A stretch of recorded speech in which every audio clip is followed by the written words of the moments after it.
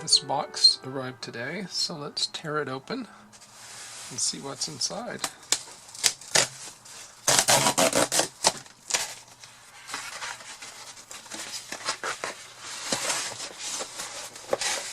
That's rather large. The back of the box.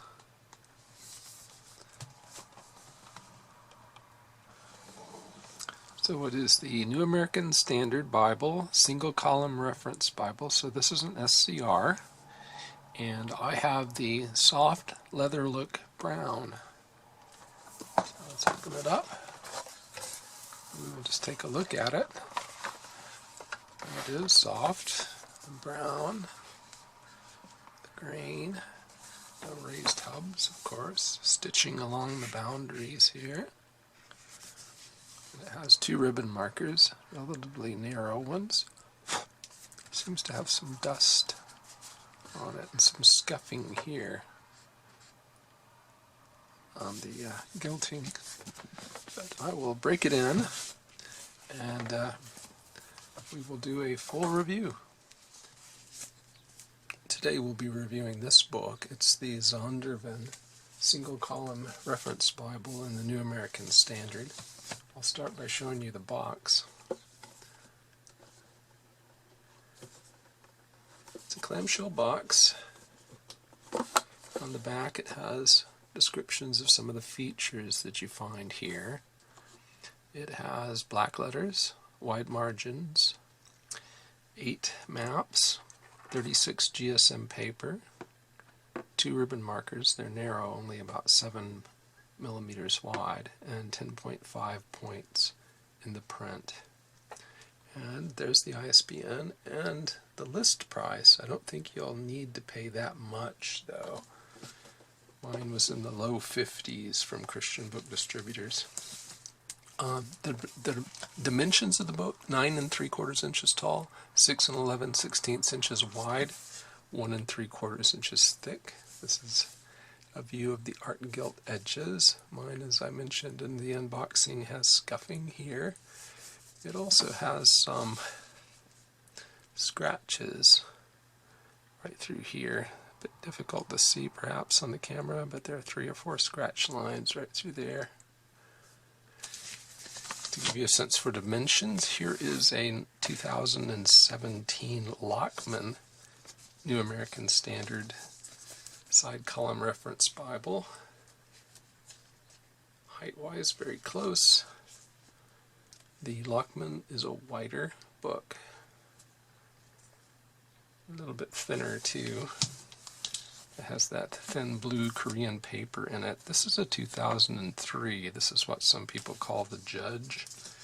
It's in calfskin with French milled paper. So it is a thicker book, I think. Not a lot thicker, though, and also a bit wider. And here is a side column reference Bible from Crossway in the English Standard Version. Again, height-wise, they're very close. And the width is similar, but again, the Crossway book is a wider book, just by a bit. Now, since they call it a single column reference Bible, you would be correct in anticipating that there's a single column of text. This column is 89 millimeters wide. The old Lockman is more like 93 or 94, I believe. There are about 62 characters in a closely spaced line with few capital letters and not a lot of white space. As many as I count 56 lines of text on a page. You can see a bit of the sheen on the paper, I think, here. This, I believe, is the same paper that Nelson used in its NKJV classic center column reference Bible. Page dimensions are 235 millimeters tall, that's 9 1/4 inches, 157 millimeters wide, 6.2 inches. The print is generally very dark and somewhat bold. It's not as thin as some of the fonts that I've seen out of 2K, Denmark, such as the font that they use in certain of the Bibles distributed by evangelicalbible.com. Margins at the top are 16 to 18 millimeters, so that's from the top of a capital to the edge. At the bottom, from a descender to the edge, is only about 8 or 9 millimeters. The inner margin, although it's not much here, can be as much as 12 millimeters. The outer margin, and I'm including the references and the text and translation notes in my measurement, so from the edge of this D to the edge of the page, is 56 to 57 millimeters. Sometimes it's more than that in the poetic sections. The font and uppercase character is, compared to Times New Roman, is about 10.5 points. The lowercase letters are closer to 11.5. It's advertised as a 10.5 point font, and I measured the line height, distance from baseline to baseline, to be 3.75 millimeters. That's equivalent to 10.6 points. So I think it's spaced fairly well. Because it is such a long line, though, I think it would have been better to have been a bit more generous with the line spacing. The gaps, because it's in a verse-by-verse format, these gaps do provide some relief, but I think just a hair more distance between the lines would have been better. You see verse numbers at the beginning of verses. The text is line matched. I'll attempt to show you that. I'll turn off that lamp and lift the page and zoom in. Let's see if you can see that from the other side. So you can see that the text is lined up, I believe, fairly well.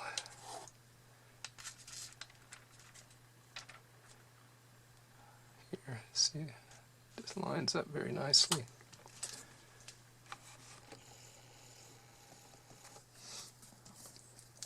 And the New American Standard Bible is one of the Bibles that puts words added by the translators for clarity in a different font. It uses an italic font, so you see those words in italic here.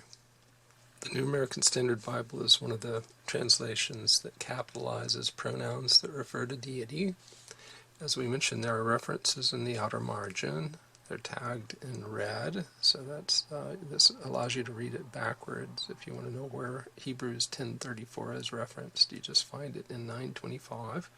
It uses an italic font for parallel passages. You use an uppercase letter for translation notes. So here in 444, you'll see a capital A beside Judea, and that gives you the explanation in the margin. The older Lockman New American Standard SCR has used numerals there. The paper has a sheet thickness of 37.5 micrometers. I estimate the paper weight to be 34.3 GSM. It's advertised at 36. That's well within the margin of error that I think my estimate deserves. There's a light gloss, as you see, on the paper. The paper has a light beige tinge to it, and there is only moderate show-through. So you can see that here between these two paragraphs. That's not very disturbing, and the line matching definitely helps. There's some print non-uniformity. Show you that. So if you look at pages 1771 in my copy and 1773, and look at them side by side, you'll see that 1771 over here is a bit darker than 1773 on the right. A little difficult because the margin's so wide, but it is darker on the left than on the right. There are brief book introductions, so let's go to the beginning of Revelation and show you that. The kind of introduction you see, a section on title and background, author and date, theme and message, and then an outline. You have one of those for almost every book, if not every book. Book titles are placed At the outside top, I'm going to find a longer book where I can show you that on opposite pages. So here we are in 1 John. Book title is in the outside top. The page contents are here as well. So this is chapter 5 and chapter 3 on the left. Page numbers are on the inside of the top. So inside of the title and the contents. All of that, as you see, is in red. There are headings. They do not run across the top of the page. They break up the text. They are in red capitals in a 10-point font. Chapter numbers are large, spanning about 2 lines, and they're red and bold. The books do begin on a separate page in this Zondervan SCR. That was not true in the Lockman SCR. So 1 John begins on a separate page, and we saw earlier 2nd Jude here beginning on its own page. 3 John begins on its own page. So it's definitely different from the older Lockman SCR. The words of Christ, I'm happy to say, are in black ink in this Bible, so you don't have any issues with misalignment, with fading, with inordinate show-through from the black on the back side to the red on the front side of the page. After the end of the book of Revelation, we have several inserts here. A one-pager on miracles of Jesus, listing the ones there. One page of parables of Jesus. Perspectives from the Bible is advice on what to read when you are in various moods or various things have occurred to you. Prayers of the Bible, so these are not prayers you should say necessarily, but prayers that appear in the text of the Bible. Promises of the Bible, that's 2 pages long. All of those were in the same font as in the Bible. Then you have a 104-page, 3-column, 7.5-point font combination dictionary concordance Thesaurus to the Old and New Testaments. The words themselves are in caps and red, and then you have context lines in a list rather than in a paragraph, which is the way it would have appeared in say, a cameo. So that runs for, as we said, 104 pages. And after that, so this is the end of that, you have 1, 2, 3, 4, 5, 6, 7, 8, 9 blank sheets. Well, that's 4 blank sheets and then half of blank sheet, 9 blank pages, and then a note on the typeface. So this is a 2K Denmark typeface. Klaus Crow, Heidi Rand Sorensen are responsible, and it's inspired by Aramaic limestone inscriptions of the Second Temple period. Then immediately you run into the maps. These are the maps that appear on Nelson's NKJV Classics Center Column Reference Bible as well. So they're on semi-gloss paper. They do not go into the gutter. There are 7 maps. They span 8 pages. Relatively moderate detail. Not as detailed as I would like. There is no map index. And then you have a blank page with this patterned paper paste down liner. And I think if this Bible is going to fail anywhere first, it's going to fail here. So I'm actually thinking if I might decide to make this a high-use Bible, to use some librarian tape and reinforce the hinges here. And you can see a gilt line, decorative gilt line, and also the stitching around the edges of the page.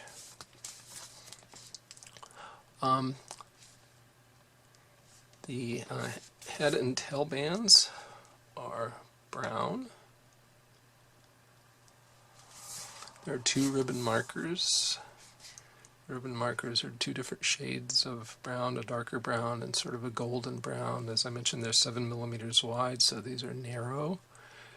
They're 368 millimeters long. They're long enough to come out at the corner here so that you can use them easily anywhere in the book.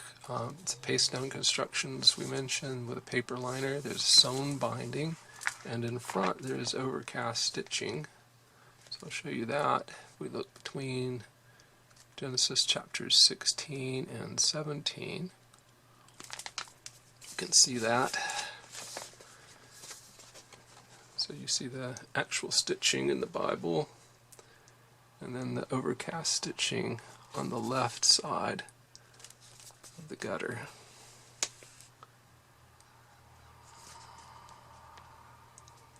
This Bible will lie open in Genesis, but it doesn't like to easily. I have broken it in. We go to Genesis 1. If I press it down, it will stay open. It likes to lift. If you go towards the middle of the book, you do have something of an issue with the text curling down into the gutter, so you do have to lift it one side or the other in order to make the side that you want to read flat. It would have been good, I think, if they had taken a bit of the outer margin and put it in the end, say maybe 10 millimeters. It would have made a more pleasant reading experience. It's a utilitarian concern. I think probably the way they decided to design this is for aesthetics, because it just looks better this way, but they also may have been considering the advantage of having this very wide outer margin as well. We mentioned the box is a clamshell box. Let's look at the beginning of the Bible then. So we start off with the same paste down liner with a pattern on it. You have a presentation page. Psalm 119, 105 is mentioned. It's on a glossy paper, and then you have the same pattern but a different color as you had on the liner. A single title page, so we don't have a half leaf. It says it's the 95 translation. It gives you the copyright dates. We'll take a look at a few of these editions here in this video. And it's printed in China. It's a first edition 2020 of the table of contents. All the material up front is listed here. The page wants to move over here and not lie flat, especially because of the overcast stitching that's pushing it up.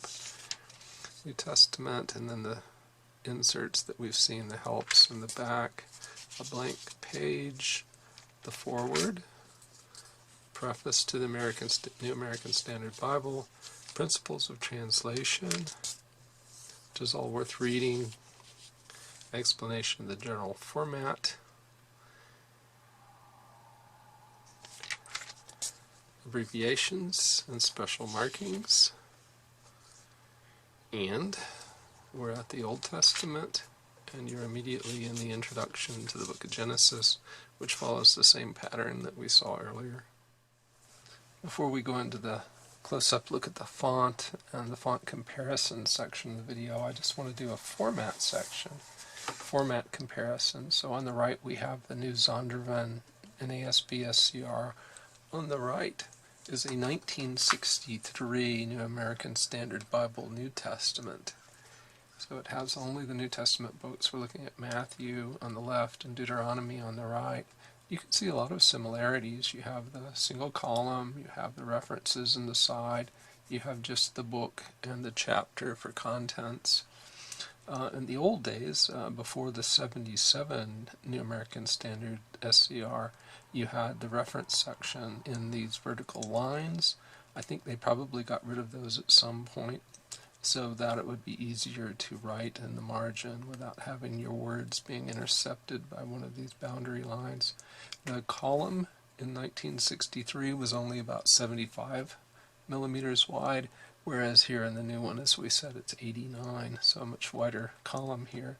Print here is not as dark, and this of course is darker and much more pleasant on the eye in my opinion. Now on the left I have a 1973 SCR, and as you can see it has now a wider column.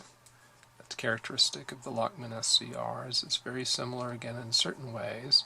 It has a book title at the top of the page with the chapter number beside it.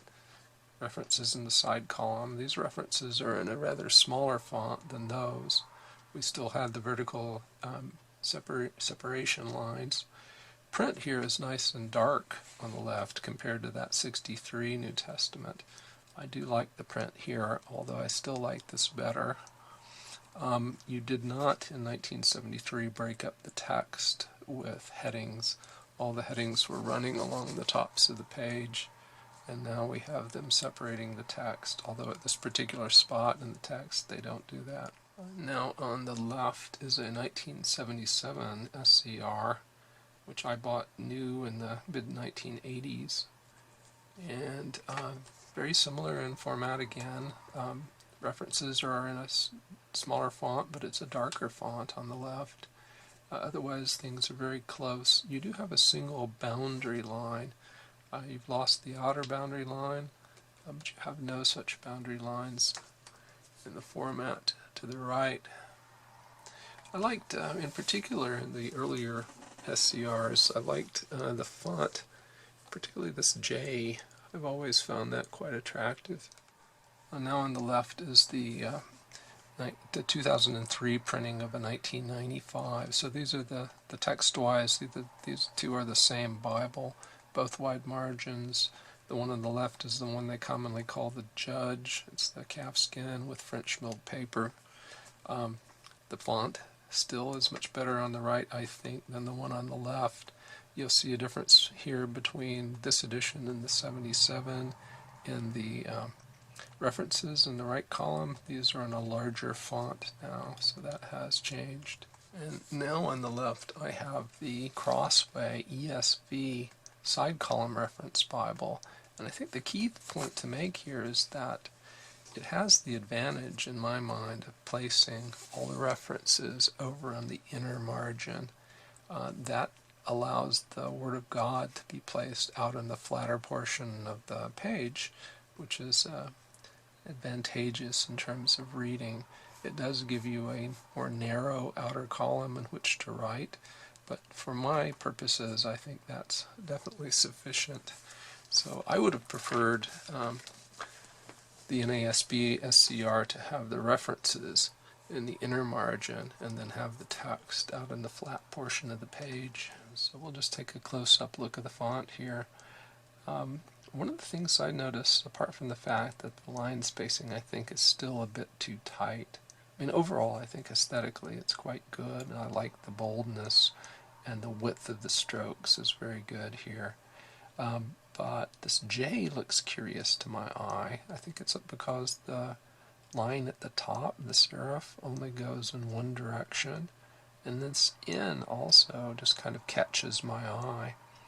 It has the serif at the beginning and the end of the character, but nothing at the angles, so it just looks a bit odd. But no, I can't easily do a font comparison with the SCRs because of that wide margin, but we can bring in here the Nelson New King James Version Classic Reference Center Column Bible on the left, and I think the font on the left is actually a bit more attractive as far as I'm concerned, because it is bolder, and I think the line spacing is more generous. Now on the left we have the Schuyler Canterbury, and it's certainly a larger font. My problem with the Canterbury font is that the strokes are so thin. It's not a very bold font. I prefer the bolder, smaller font on the right to the thinner, larger font on the left. I think the font on this new Zondervan SCR is far superior to the one they used in this English Standard Version side column reference Bible. This, I think, is just gives too little contrast. There's too much show-through in this Bible as well. And then the tracking of the characters, these characters are just very, very much too close together on the left. To me, this is a much more pleasant reading experience on the right. I've zoomed out a bit to try to do a comparison of the two SCRs. The one on the left is a Lockman printed in around 2008 to 2010 time frame. It has a narrow outer margin, about half that of the later printings. So this is not the blue paper edition here on the left. I should show you the spine. I'm not sure I've done that well yet. So you have multiple 1, 2, 3, 4 pair of decorative lines there. Holy Bible is down here. I'm used to seeing it more like in this spot. Zondervan. It's kind of a rough feel to it. It's not shiny or slick cover at all. It's more of a flat finish to it. And it calls itself Leathersoft, and there's the ISBN again. As a translation, the New American Standard Bible advertises itself as the most literal, but in my translation comparison effort from a few years ago, I found it to be the fifth, the New American Standard 95, to be the fifth most literal translation that I scored. It is literal, but not as literal as the 77, because it's done things like replace pronouns with proper names. It is definitely at the more literal end of the spectrum. In terms of source text used in the New Testament, you'll see here 3 scatter plots that I've done. If you want to know more about them, then you should go back through my stream and find the video that's entitled A Four-Dimensional Perspective on New Testament Translations. This chart shows that NAS 95 does not have a strong dependence on Robinson-Pierpont's majority text, the Byzantine Textform, and it is only moderately inclined towards the newest Nestle-Aland 28th edition. You can see a number of translations there that agree with Nestle-Aland 28th edition more than the NAS 95 does.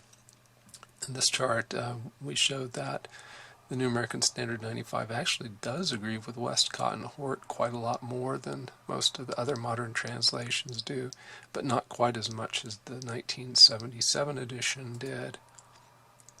And here you see its agreement with Tyndale House there on the x-axis.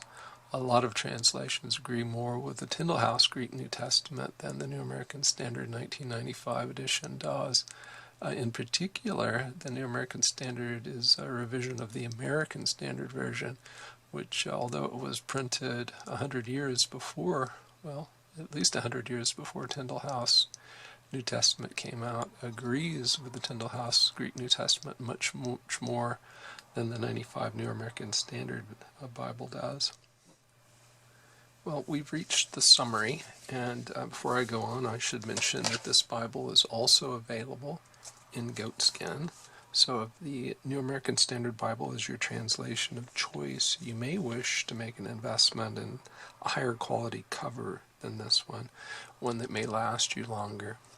Well, there's a lot I like about this translation, this particular edition of it.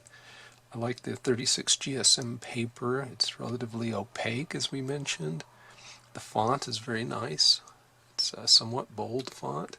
I find it very attractive and readable, and the fact that it's line matched is a big advantage. This format, the single column reference Bible format, is very useful if you're doing a study and you're using the notes, the references in the New American Standard, which are one of the real strengths of the Bible. The references are right there next to the verse, and it's easy to use them. The translation is relatively literal, and it's almost as literal as some of the older ones like the American Standard Version. I do have some minor issues with the New American Standard Bible, but since I've discussed those in earlier videos, and because I intend to do a New American Standard 1995 edition versus English Standard Version 2016 edition translations comparison video sometime this year before the New American Standard Bible is revised again, I think I will just save those comments for the later video. Well, I hope you've enjoyed this and found it informative, and it helps you make a decision about whether to purchase this Bible. Thanks very much for watching. I encourage you to subscribe if you haven't already done so. And if you did like the video, please hit the like button.